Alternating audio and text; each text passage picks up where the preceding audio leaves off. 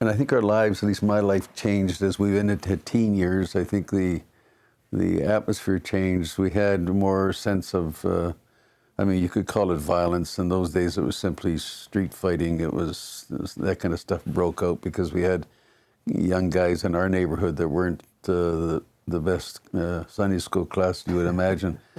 And a couple of them ended up in jail regularly. And the first part of Jasper Place, the first 2 or 3 blocks, actually from 149th Street to Central School to right here, was the notorious hub of Jasper Place. The original settlement. And it was from sort of Stony Plain Road to maybe 3 blocks south, so to maybe 90, or and maybe a couple blocks north. So it was a rather narrow strip, and it was notorious in terms of being poor, the poor roads, and the caliber of the fighting. Yeah. No, we had a boxing club. I mean, we had a sports mindset, and it was probably more, whatever was less expensive was also more popular. I think hockey was popular, which obviously it was, but the boxing club, the Jasper Place Boxing Club, with the coach by the name of Jerry Ramsey, who lived down by Storyland Valley Zoo, he devoted hours upon hours of volunteer time to kids that had no money. So he obviously probably helped with the outfitting and so on and took us around to various boxing matches. But he was one of the legends in my mind because he was such a generous-hearted individual.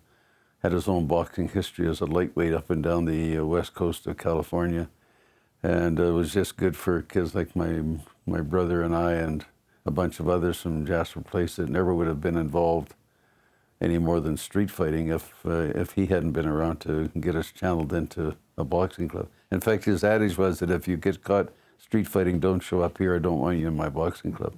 But the violence was limited to a very small swath of the population. It was the age group between 15 and 18. Largely centered on Stony Plain Road. And it was evening activities. Evening activity, and everybody knew if you wanted to watch the festivities, you go down to Stony Plain Road and stop in 1 or 2 of the places where the fighting was notorious. So, but the rest of it, in terms of violence in the neighborhood, by and large, didn't happen. No. His gang back It was my gang, and it was just exciting to be around them because you knew things were going to happen. But how I managed to do that and go to church at the same time was beyond me. But it was kind of a double life. Most of the guys I hung around with knew that I had church on Sunday and violence on Friday and Saturday.